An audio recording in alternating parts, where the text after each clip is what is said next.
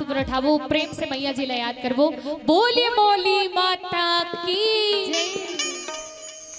तीली बाधा के बोली माता दाई, अरे रावा की बनचारी वो